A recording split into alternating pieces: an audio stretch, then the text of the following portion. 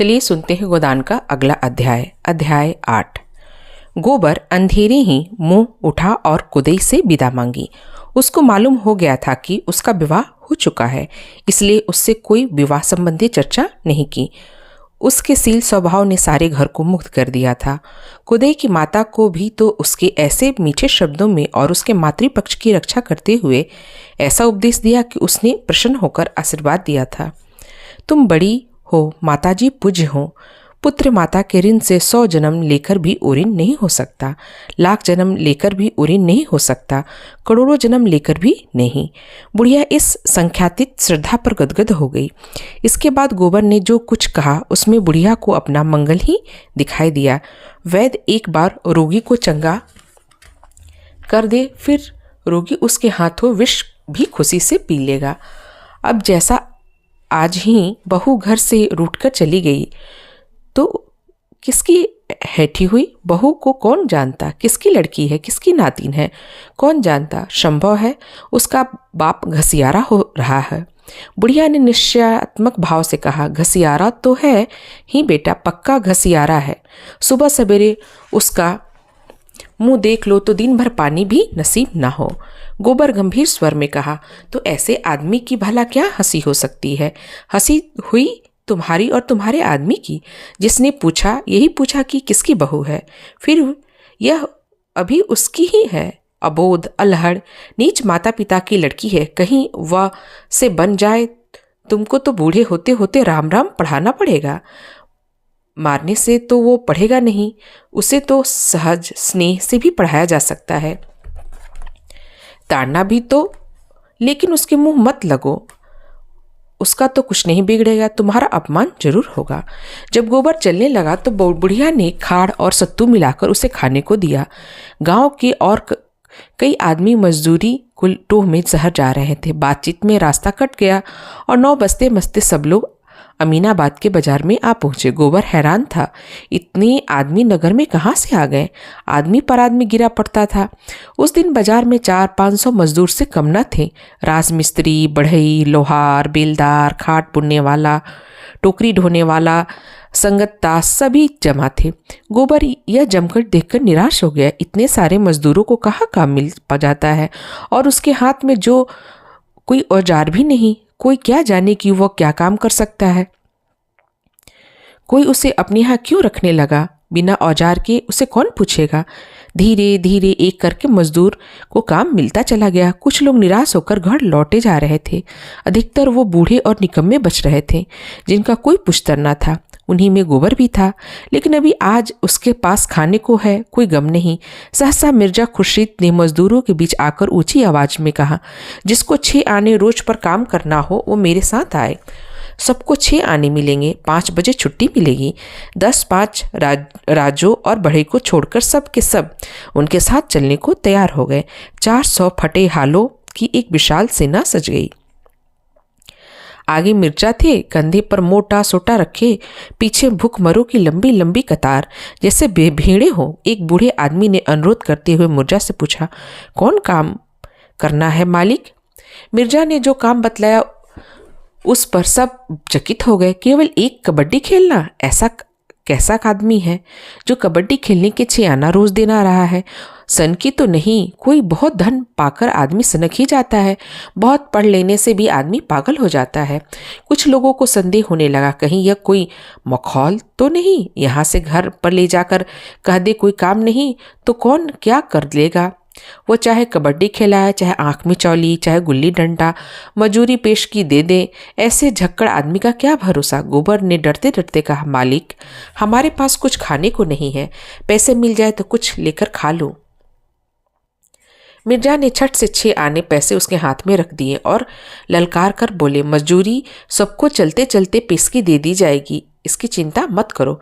मिर्जा साहब ने शहर के बाहर थोड़ी सी जमीन ले रखी थी। मजदूरों ने जाकर देखा तो एक बड़ा हाथा घिरा हुआ था। उसमें अंदर केवल एक छोटी सी फूस की झोपड़ी थी, जिसपे 3-4 कुर्सी थी, एक मेज, थोड़ी सी किताबें मेजे पे रखी हुई थी।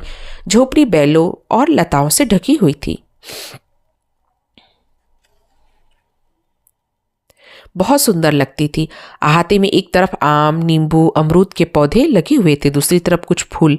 एक बड़ा हिस्सा परती था। मिर्जा ने सबको कतार में खड़ा करके पहले ही मजदूरी बांट दी। अब किसी को उनके पागलपन पे संदेह न हुआ। गोबर जैसे पहले ही पा चुका था। मिर्जा ने उसे बुलाकर पौधे सींचने का काम सौंपा। उसे कबड्डी खेलने को न मिला। वो मन में ऐंठ कर रह गया, इन बुढ़ों को उठा उठा कर पटकता, लेकिन कोई परवाह नहीं। बहुत कबड्डी खेल चुका हूँ, पैसे तो पूरे मिल गए। आज के युगों के बाद इन जराग्रस्तों को कबड्डी खेलने का सौभाग्य मिला। उनमें से अधिकतर तो ऐसे थे जिन्हें याद भी न था कि कबड्डी कब खेली या नहीं। दिन भर शहर में पिसते थे, पहर रात गए घर पहुंचते थे और कुछ रूखा सूखा मिल जाता खाकर पड़े रहते। प्रातःकाल फिर वही चरखा शुरू हो जाता। जीवन निरस निरादार केवल एक ढर्रा मात्र हो गया था। आज तो एक यह अवसर भी मिला तो बूढ़े ही जवान हो गए। अधमरे बूढ़े ठठरिया लिए, न मुंह में दांत न पेट में आत, जांग ऊपर धोतिया का तह मत चढ़ाए ताल ठोक ठोक कर उछल रहे थे, मानो उन बूढ़ी हड्डियों में जवानी धंस गई पड़ी हो। चटपट पाली बन गई, 2 नायक बन गए। गोइया का चुनाव होने लगा और 12 बजते बजते खेल शुरू हो गया। जाड़ों की ठंडी धूप में ऐसी किड़ाई के लिए आदर्श ऋतु है। इधर अहाते के फाटक पर मिर्जा साहब तमाशियों को टिकट बांट रहे थे। इन पर इन तरह के कोई न कोई सनक हमेशा सवार रहती थी। अमीरों से पैसा लेकर गरीबों को बांट देना। इस बुढ़ी कबड्डी का विज्ञापन कई दिन पहले हो चुका था। बड़े बड़े पोस्टर चिपकाए गए थे, नोटिस बांटे गए थे। ये खेल अपने ढंग का निराला होगा, बिल्कुल अभूतपूर्व। भारत के बूढ़े आज भी ऐसे बूढ़े हैं जिन्हें ये देखना हो, आओ और अपनी आंखें तृप्त कर लो। जिससे ये तमाशा ना देखा जाए वो पछताएगा। ऐसा सुअवसर फिर मिलेगा नहीं। टिकट 10 रुपये से लेकर 2 आने तक के थे। 3 बजते बजते सारा अहाता भर गया। मोटरों और फिटनों का तांता लगा हुआ था। 2000 से कम की भीड़ न थी। रईसों के लिए कुर्सियां, बेंचों का इंतजाम, साधारण जनता के लिए साफ सुथरी जमीन। मिस मालती, मेहता, खन्ना, तंखा, राय साहब सभी विराजमान थे। खेल शुरू हुआ तो मिर्जा ने मेहता से कहा, आइए डॉक्टर साहब, इन गोई हमारी और आपकी हो जाए। मिस मालती बोली, फिलॉसफर का जोड़ फिलॉसफर से ही हो सकता है। मिर्जा ने मूंछों पर ताव देकर कहा, तो क्या आप समझती हैं कि मैं फिलॉसफर नहीं? मेरे पास पुछला नहीं, लेकिन फिर भी मैं फिलॉसफर। आप मेरा इम्तिहान ले सकती हैं। मेहता जी ने कहा। मालती ने पूछा, अच्छा बताइए, आप आइडलिस्ट हैं या मिडलिस्ट? मैं दोनों हूँ। ये क्यों कर? बहुत अच्छी तरह से जैसा मौका मिला वैसा बन गया। तो अपना कोई निश्चय नहीं। जिस बात का आज तक कोई निश्चय ना हुआ और ना कभी होगा, उसका निश्चय मैं भला क्या कर सकता हूँ? और लोग आंखें फोड़कर किताबें चाटकर जिस नतीजे पर पहुँचते हैं वहाँ ही पहुंच गया। आप बता सकती हैं किसे फिलॉसफर ने अकली गड्ढे लड़ाने के सिवा और कुछ किया? डॉक्टर मेहता ने अचकन के बटन खोलते हुए कहा, तो चलिए हमारी और आपकी हो ही जाए। कोई माने या ना माने, मैं आपको फिलॉसफर मानता हूँ। मिर्जा ने खन्ना से पूछा, आपके लिए भी कोई जोड़ ठीक करूं? मालती ने पुचारा दिया, हाँ, इन्हें जरूर ले जाइए मिस्टर तंखा के साथ। खन्ना झेपते हुए बोले, जी नहीं, मुझे क्षमा कीजिए। मिर्जा ने राय साहब से पूछा, आपके लिए कोई जोड़ लाऊं? राय साहब बोला, मेरा जोड़ तो ओंकार ना का है, मगर वो आज नजर ही नहीं आते। मिर्जा और मेहता भी नंगी देह केवल जांघिए पहने हुए मैदान में पहुंच गए। एक इधर दूसरा उधर। खेल शुरू हो गया। जनता बूढ़े कुलेलों पर हंसती थी, तालियां बजाती थी, गालियां देती थी, ललकारती थी, बाजियां लगाती थी। वाह, जरा इन बूढ़े बाबा को देखो, किस शान से जा रहे हैं, जैसे सबको मारकर ही लौटेंगे। अच्छा, दूसरी तरफ से भी उन्हीं के बड़े भाई निकले। दोनों कैसे पैथरे बदल रहे हैं। इन हड्डियों में अभी भी जान है भाई। इन लोगों ने जितना घी खाया उतना अब हमें पानी भी मैसर नहीं। लोग कहते हैं भारत धनी हो रहा है। होता होगा। हम तो यही देखते हैं कि इन बूढ़ों जैसे जीवट के जवान भी आज मुश्किल से निकले। वो उधर वाले बुढ़े ने इसे दबोच लिया। बेचारा छूट निकले, कितना जोर मार रहा है, मगर अब नहीं बच सकता। 1 को 3 लिपट गए। इस तरह लोग अपनी दिलचस्पी जाहिर कर रहे थे। उनका सारा ध्यान मैदान की ओर था। खिलाड़ियों के आघात प्रतिघात, उछल कूद, धर पकड़ और उनके मरने जीने में तन्मय हो गए। कभी चारों तरफ से कहे पड़ते, कभी कोई अन्याय या धांधली देखकर लोग छोड़ दो का शोरगुल मचाते। कुछ लोग लैस में आकर पाली की तरफ दौड़ते, लेकिन जो थोड़े थे सज्जन समियाने में ऊंचे दर्रे में टिकट लेकर बैठे थे। उन्हें इस खेल में विशेष आनंद न मिल रहा था, वे इससे अधिक महत्व की बातें कर रहे थे। खन्ना ने जिंजर का ग्लास खाली करके सिगार सुलगाया और तेजी से राय साहब से बोले, मैंने आपसे कह दिया था बैंक इसमें कम सूद पर किसी तरह राजी ना होगा। ये रियायत भी मैंने आपके साथ की क्योंकि आपके साथ घर का मुआमला है।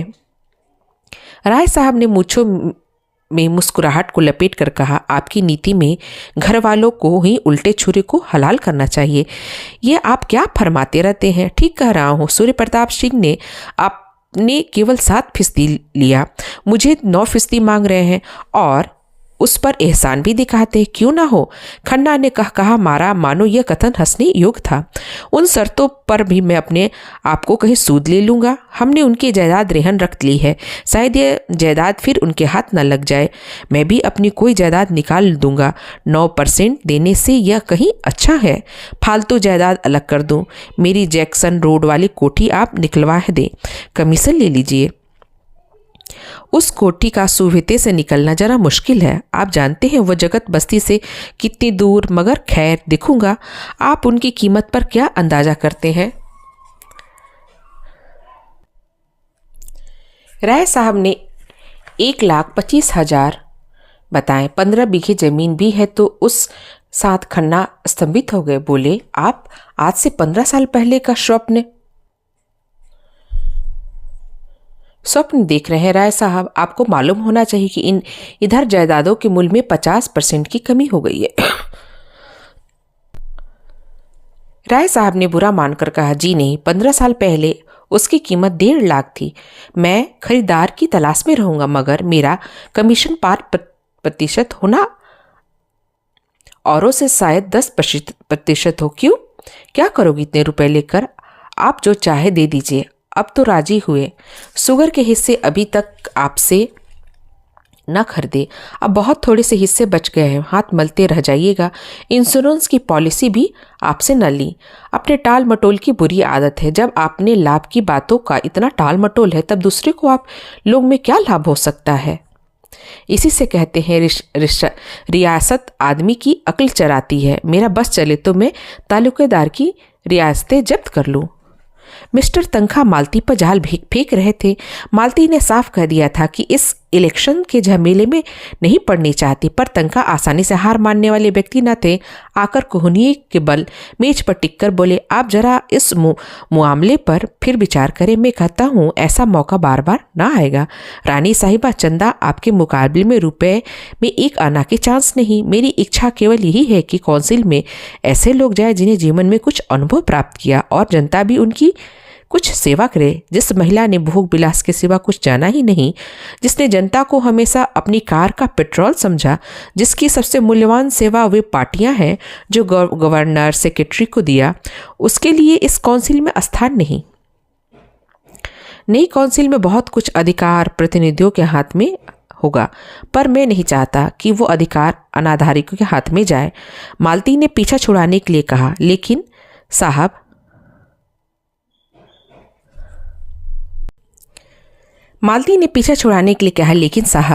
मेरे पास 10-20 हज़ार इलेक्शन पर खर्च करने के लिए कहा।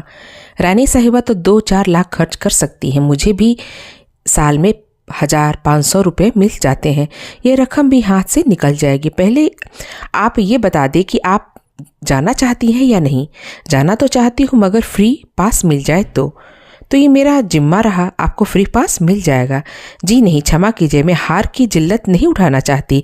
जब रानी साहिबा रुपयों की थैली खोल देंगी और एक एक वोट पर असरफी चढ़ने लगेगी तो शायद आप भी उधर वोट देंगे। आपके ख्याल में इलेक्शन महज रुपये से जीता जा सकता है? जी नहीं, व्यक्ति एक चीज़ है, लेकिन उसमें केवल एक बार जेल जाने की सेवा और क्या जन सेवा की है? सच पूछिए तो उस बार भी मैंने मतलब से ही की थी। उसी तरह से राय साहब भी खन्ना गए थे। इस नई सभ्यता का आधार धन है। विद्या और सेवा कुल जाति सब धन के सामान्य है। कभी कभी इतिहास में ऐसे अवसर आ जाते हैं जब धन को आंदोलन के सामने नीचा देखना पड़ता है, मगर ऐसे अपवाद समझिए। मैं अपनी ही बात कहती हूँ। कोई गरीब औरत दवा खाने में आ जाए तो घंटों उसे बोलती तक नहीं, पर कोई महिला कार पर आई हो तो द्वार पर जाकर उसका स्वागत करती हूँ और उसकी उपासना करती हूँ, मानो साक्षात देवी हो। मेरा और रानी साहिबा का कोई मुकाबला नहीं। जिस तरह से वे काउंसिल बन रहे हैं उनके लिए रानी साहिबा ही ज़्यादा उपयुक्त है। उधर मेहता की टीम कमज़ोर पड़ रही थी। आधे से ज़्यादा खिलाड़ी मर चुके थे। मेहता ने अपने जीवन में कभी कबड्डी न खेली। मिर्जा इस फन के उस्ताद थे। मेहता ने तातलियों के अभिनय के अभ्यास में करती थी। रूप भरने में वह अच्छे को चकित कर देते। मिर्जा जिस तरह दिलचस्पी अखाड़े में थी, पहलवानों के भी और परियों के भी। मालती का ध्यान उधर भी लगा हुआ था। उठकर राय साहब से बोली, मेहता को पार्टी तो बुरी तरह पिट रही है। राय साहब और खन्ना में इंश्योरेंस की बातें हो रही थी। राय साहब उस प्रसंग से उबे हुए मालूम होते थे। मालती ने मानो उन्हें ये बंधन से मुक्त कर दिया। उठकर बोले, जी हाँ, पिट तो रही है। मिर्जा पक्का खिलाड़ी है। मेहता को यह सनक सूझी व्यर्थ अपना भद्दा करा रहे हैं। इसमें काहे को भद्दा, दिल लगी ही हो तो है। मेहता की तरफ से बाहर निकलता है वही मर जाता है। एक क्षण के बाद उसने पूछा, क्या इस खेल में हाफ टाइम नहीं होता? खन्ना को शरारत सूझी। बोले, आप चले थे मिर्जा को मुकाबला करने, समझते थे ये भी फिलॉसफी है। मैं पूछती हूँ, इस खेल में हाफ टाइम नहीं होता? खन्ना ने फिर चिढ़ाया, अब खेल ही खत्म हुआ जाता है। मजा आएगा तब जब मिर्जा मेहता को दबोचकर रगड़ेंगे और मेहता साहब जी बोलेंगे। मैं तुमसे नहीं पूछती, राय साहब से पूछती हूँ। राय साहब बोले, इस खेल में हाफ टाइम एक ही आदमी तो सामने आता है। अच्छा मेहता, एक आदमी और मर गया। खन्ना बोले, आप देखती रहिए, इसी तरह सब मर जाएंगे और आखिर में मेहता साहब ही मरेंगे। मालती जल गई। आपकी तो हिम्मत न पड़ी बाहर निकलने की। मैं गंवारों के खेल नहीं खेलता, मेरे लिए टेनिस है। टेनिस में भी मैं तुम्हें सैकड़ों गेम दे चुकी हूँ। आपसे जीतने का दावा ही कब है? अगर दावा हो तो मैं तैयार हूँ। मालती उन्हें फटकार कर बताकर फिर अपनी जगह पर जा बैठी। किसी को मेहता से हमदर्दी नहीं है। कोई ये नहीं कहता कि अब खेल खत्म कर दिया जाए। मेहता भी अजीब बुद्धू आदमी है। कुछ धांधली क्यों नहीं कर बैठे? यहाँ भी अपनी न्यायप्रियता दिखा रहे हैं। अभी हार कर लौटेंगे तो चारों तरफ तालियां पड़ने लगेंगी। अब शायद 20 आदमी उनकी तरफ होंगे और लोग कितने खुश हो रहे हैं। ज्यों ज्यों अंत समीप आ रहा था, लोग अधीर होते जा रहे थे, पाली की तरह बढ़ते जा रहे थे। रस्सी को एक कटघरा सा बनाया गया था, वह तोड़ दिया गया। स्वयं सेवकों रोकने की चेष्टा कर रहे थे, पर उत्सुकता के उन्माद में उनकी एक न चलती। यहाँ तक कि ज्वार अंतिम बिंब तक आ पहुंचा और मेहता अकेले बच गए। अब उन्हें गूंगे का पाठ खेलना पड़ा। अब सारा दामदार उन्हीं पर था। अगर वो बचकर अपनी पाली में लौट आते हैं तो उनका पक्ष बचता है, नहीं तो हार का सारा अपमान और लज्जा पिए उन्हीं ही लौटना पड़ता। वे दूसरे पक्ष के जितने आदमियों को छू कर अपने पाली में आए वो सब मर गए। उतने ही आदमी उनकी तरफ जीभ उठे। सबकी आंखें मेहता की ओर लगी हुई थी। वह मेहता चले। जनता ने चारों ओर से आकर पाली को घेर लिया। तन मेहता से अपनी पराकाष्ठा पर थी। मेहता कितने शांत भाव से शत्रुओं की ओर जा रहे हैं। उनकी प्रत्येक गति जनता पर प्रतिबिंब हो जाती है। किसी की गर्दन टेढ़ी हुई, कोई आगे को झुक गया, वातावरण गर्म हो गया, पारा ज्वाला बिंदु पर आ पहुंची। मेहता शत्रु दल में घुसे। दल पीछे हटता जा रहा था। उनका संगठन इतना दृढ़ और मेहता की पकड़ या स्पर्श में कोई नहीं आ रहा था। बहुतों की तो आशा थी कि मेहता कम से कम अपने पक्ष के 10-5 आदमियों को तो जिला लेंगे। वे निराश होते जा रहे थे। सहसा मिर्जा एक छलांग मारते हैं और मेहता की कमर पकड़ लेते हैं। मेहता अपने को छुड़ाने के लिए जोर मार रहे थे। मिर्जा को पाली की तरफ खींचे लिए आ रहे थे। लोग उन्मत्त हो जा रहे थे। अब इसका पता चलना मुश्किल है कि कौन खिलाड़ी है, कौन तमसाई। सब एक गड़बड़ हो गए। मिर्जा और मेहता में मल्ल युद्ध हो रहा था। मिर्जा के कई बूढ़े मेहता की तरफ लपके और उनसे लिपट गए। मेहता जमीन पर चुपचाप पड़े हुए थे। अगर वह किसी तरह घींच घाच कर 2 हाथ और ले जाए तो उनके 50 आदमी जी उठे, मगर वह 1 इंच भी घिसक नहीं रहे थे। मिर्जा उनकी गर्दन पर बैठ गए। मेहता का मुख लाल हो गया, आंखें बीर बटुनी बनी हुई थी, पसीना टपक रहा था और मिर्जा अपने स्थूल शरीर का भार उनके पीठ पर हुमच रहे थे। मालती ने समीप जाकर उत्तेजित स्वर में कहा, मिर्जा खुर्शीद, ये फेयर नहीं है, बाजी ड्रॉप रही। खुर्शीद ने मेहता की गर्दन पर एक घसा लगाकर कहा, जब तक यह ची न बोलेंगे मैं हरगिज न छोड़ूंगा। क्यों नहीं ची बोलते? मालती और आगे बढ़ी। ची बुलाने के लिए आप इतनी जबरदस्ती नहीं कर सकते। मिर्जा ने मेहता की पीठ पर हुमच कर कहा, बेशक कर सकता हूँ, आप इनसे कह दे ची बोले, मैं अभी उठ जाता हूँ। मेहता ने एक बार फिर उठने की चेष्टा की, पर मिर्जा ने उसके गर्दन दबा ली। मालती ने उनका हाथ पकड़कर घसीटने की कोशिश करने कहा, यह खेल अभी अदावत है, अदावत ही सही, आप न छोड़ेंगे। उसी वक्त जैसे कोई भूकंप आ गया। मिर्जा साहब जमीन पर पड़े हुए थे और मेहता दौड़े हुए पाली की ओर भागे जा रहे थे और हजारों आदमी पागलों की तरह टोपियां और पगड़ियों को छड़िया उछाल रहे थे। कैसे ये काया पलट हुई को मुझे समझ न सका। मिर्जा ने मेहता को गोद में उठा लिया और लिए हुए सामियाने तक आए। प्रत्येक मुख पर यह शब्द था, डॉक्टर साहब ने बाजी मार ली। प्रत्येक आदमी इस हारी हुई बाजी के एक बारगे पलट जाने पर विस्मित था। सभी मेहता के जीवट और दम और धैर्य का बखान कर रहे थे। मजदूरों के लिए पहले से नारंगी मंगा ली गई थी। उन्हें एक एक नारंगी देकर विदा किया गया।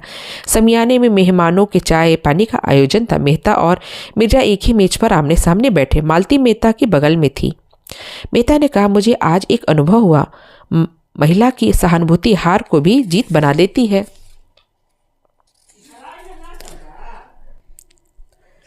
मिर्जा ने मालती की ओर देखा, अच्छा ये बात थी? जभी तो मुझे हैरत हो रही थी कि आप एकाएक कैसे ऊपर आ गए। मालती शर्म से लाल हुई जाती थी। बोली, आप बड़े बेमुरत आदमी हैं। मिर्जा जी, मुझे आज मालूम हुआ, कसूर इनका था। यह क्यों ची नहीं बोलते? मैं तो ची न बोलता, चाहे आप मेरी जान ही ले लेते। कुछ देर मित्रों में गपशप होती रही। फिर धन्यवाद और मुबारकबाद के बाद भाषण हुए और मेहमान लोग विदा हुए।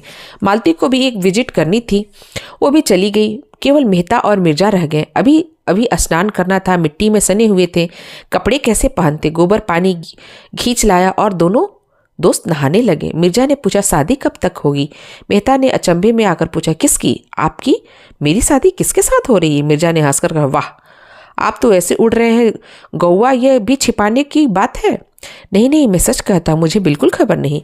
क्या मेरी शादी होने जा रही है और आप ये समझते हैं कि मिस मालती आपकी कंपेनियन बनकर रहेंगी? मेहता गंभीर भाव से बोले, आपका ख्याल बिल्कुल गलत है मिर्जा जी। मिस मालती हसीन है, खुश मिजाज है, समझदार है, रोशन ख्याल है, और मैं उनसे कितनी भी खूबियां हैं, लेकिन मैं अपने जीवन संगनी में तो बात देखना चाहता हूँ, वो उसमें नहीं है और शायद हो भी नहीं सकती। मेरे जहन में औरत वफा और त्याग की मूर्ति है, जो अपनी बेजबानी से, अपनी कुर्बानी से अपने को बिल्कुल मिटाकर पति की आत्मा का एक अंश बन जाती है। देह पुरुष की रहती है पर आत्मा स्त्री की होती है। आप कहेंगे, मर्द अपने को क्यों नहीं मिटाता, औरत से ही क्यों आशा रखता है? मर्द में वो स्वार्थ नहीं, वो अपने आप को मिटाए तो शून्य हो जाए। वह किसी खो में जा बैठेगा और सर्वात्मा में मिल जाने का स्वप्न देखेगा। वह तेज प्रधान जीव है और अहंकार में यह समझकर कि वह ज्ञान का पुतला है, सीधा ईश्वर में लीन होने की कल्पना किए रहता है। स्त्री पृथ्वी की भांति धैर्यवान, शांति संपन्न, सही शून्य है। पुरुष में नारी के गुण आ जाते तो वो महात्मा बन जाता, लेकिन नारी में पुरुष के गुण आ जाते हैं तो वह उल्टा हो जाती है। पुरुष आकर्षित होता है उस स्त्री को जो सर्वाश में स्त्री हो। मालती ने अभी तक मुझे आकर्षित नहीं किया। मैं आपसे किन शब्दों में कहूँ कि स्त्री मेरी नजरों में क्या है? स्त्री जो कुछ सुंदर है, उसी की प्रतिमा को मैं स्त्री कहता हूँ। उसमें यह आशा रखता हूँ कि उसे मैं मार ही डालूं तो प्रतिहिंसा का भाव उसमें ना आए। अगर मैं उसकी आंखों में सामने किसी स्त्री को प्यार करूं तो उसमें ईर्ष्या ना हो। ऐसी नारी पाकर उनके चरणों में गिर पड़ूंगा और उस पर अपने को अर्पण कर दूंगा। मिर्जा ने सिर हिलाकर कहा, ऐसी औरत आपको इस दुनिया में तो शायद नहीं मिलेगी। मेहता ने हाथ मारकर कहा, एक नहीं हजारों, वरना दुनिया वीरान हो जाती। ऐसी एक है, मिसाल दीजिए। मिसेस खन्ना को ही ले लीजिए। लेकिन खन्ना खन्ना अभागे हैं जो हीरा पाकर कांच का टुकड़ा समझ रहे हैं। सोचिए कितना त्याग है उनके साथ कितना प्रेम है। खन्ना के रूपा सक मन में शायद उनके लिए रत्ती भर भी स्थान नहीं, लेकिन आज खन्ना पर कोई आफत आ जाए तो वो अपने आप को निछावर कर दें। खन्ना आज घोड़ी हो जाए तो उनकी वफादारनी बन जाए। अभी खन्ना को कदर नहीं, मगर आप देखेंगे एक दिन खन्ना उनके चरणों को धोकर पिएंगे। मैं ऐसी बीवी चाहता हूँ। खुर्शीद ने दाढ़ी पर हाथ फेरते हुए जैसे कोई भूली हुई बात याद करके कहा, आपका ख्याल बहुत ठीक है मिस्टर मेहता। ऐसी औरत अगर मिल जाए तो मैं भी शादी कर लूँ, लेकिन मुझे उम्मीद नहीं। मेहता ने हंसकर कहा, आप भी तलाश में रहिए, मैं भी तलाश में हूँ, शायद तकदीर में मिल जाए। मगर मिस मालती आपको छोड़ने वाली नहीं। कहिए लिख दूं? ऐसी औरतों में केवल मनोरंजन कर सकता हूँ, ब्याह नहीं। ब्याह तो आत्मसमर्पण है। अगर ब्याह आत्मसमर्पण है तो प्रेम क्या है? प्रेम जब आत्मसमर्पण का रूप लेता है तभी ब्याह है, उसके पहले अयासी। मेहता ने कपड़े पहने विदा हो गए। शाम हो गई। मिर्जा ने आकर देखा तो गोबर अभी तक पेड़ों को सींच रहा था। मिर्जा ने प्रसन्न होकर कहा, जाओ अब तुम्हारी छुट्टी है, कल फिर आओगे। गोबर ने कातर भाव से कहा, मैं नहीं नौकरी करना चाहता हूँ मालिक। नौकरी करना है तो हम तुम्हें रख लेंगे। कितना मिलेगा हुजूर? जितना तुम मांगे। मैं क्या मांगू, आप जो चाहे दे दो। हम तुम्हें 15 रुपए देंगे और खूब कसकर काम लेंगे। गोबर मेहनत से नहीं डरता, उसे रुपए मिले तो आटो पहर काम करने को तैयार। 15 रुपए मिले तो क्या पूछना, वह तो प्राण भी दे दे। बोला, मेरे लिए कोठरी मिल जाए, वहीं पड़ा रहूंगा। हाँ हाँ, जगह का इंतजाम मैं कर दूंगा। इसी झोपड़ी में एक किनारे तुम भी पड़े रहो। गोबर को जैसे स्वर्ग मिल गया। होरी की फसल साड़ी की साड़ी, डाढ़ की भेंट हो चुकी। बैसाख किसी तरह कटा, मगर जेठ लगते लगते घर में अनाज का एक दाना न रहा। 5-5 पेट खाने वाले घर में अनाज नदारा दोनों जून न मिले। एक जून तो मिलना ही चाहिए। न पेट भरे, आधा पेट मिले। निराहार कोई नौ के कैसे दिन भर रह सकता है? उधार ले लो तो किसके? गांव के छोटे बड़े महाजन से तो मुंह चुराना पड़ता। मजूरी भी करे तो किसकी? जेठ में अपना ही काम ढेरों था। ऊख की सिंचाई लगी हुई थी, लेकिन खाली पेट मेहनत कैसे हो? सांझ हो गई। छोटा बच्चा रो रहा था। माँ को भोजन न मिले तो दूध कहाँ से निकले? सोना परिस्थिति समझती थी, मगर रूपा क्या समझे? बार बार रोटी रोटी चिल्ला रही थी। दिन भर तो कच्ची अमिया से ही बहला, मगर अब तो कोई ठोस चीज चाहिए। होरी दुलारी सहुआइन से अनाज उधार मांगने गया था, पर वो दुकान बंद करके पैठ चली गई। मंगरू शाह ने केवल इनकार ही न किया, लताड़ भी दी। उधार मांगने चले हो, 3 साल से ढेला सूद नहीं दिया, उस पर उधार लिए जा रहे हो। अब आकबत में देंगे। खोटी नियत हो तो यही हाल होता है। भगवान ने भी यही अनीति नहीं देखी। कारकुन की डांट पड़ी तो कैसे चुपके से रुपए। मेरे रुपए ही नहीं, मेहरिया है किसकी, मिजाज की नहीं। वहां से रुआसा होकर उदास बैठा हुआ पुनी आग लेने आई। रसोई के द्वार पर जाकर देखा तो अंधेरा पड़ा हुआ था। बोली, आज रोटी नहीं बन रही है, क्या बात है भाभी? अब तो बेला हो गई। जब गोबर भागा था, पुन्नी और धनिया में बोलचाल हो गई थी। पुन्नी होरी का एहसान भी मानने लगी थी। हीरा को अब गालियां देती, हत्यारा गौ हत्या करके भागा, मुंह में कालिक लगी है। घर कैसे आए भी तो घर के अंदर पाँव ना रखने दूंगी। गौ हत्या करके इस लाज में भी ना आई। बहुत अच्छा होता, पुलिस बांध कर ले जाती और चक्की पिसवाती। धनिया कोई बहाना ना कर सकी। बोली, रोटी कहाँ से बने, घर में दाना तो है ही नहीं।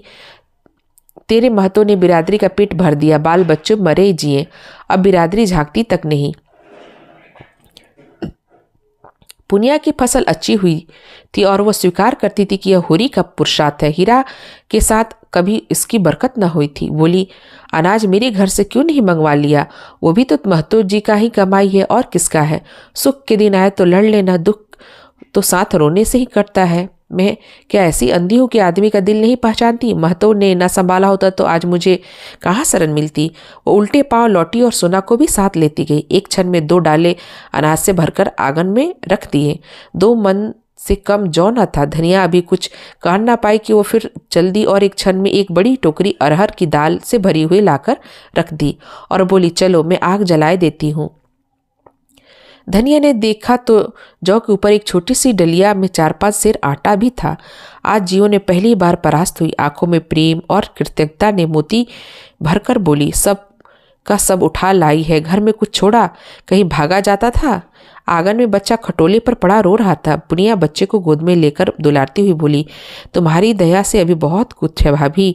15 मन तो जौ हुआ और 10 मन गेहूँ, 5 मन मटर हुआ। उसमें कुछ तुमसे क्या छिपाना, दोनों घरों का काम चल जाएगा।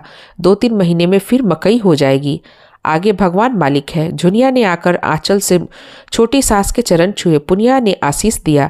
सोना आग जलाने लगी। रूपा ने पानी के लिए कलसा उठाया। रुको ही गाड़ी चल दी।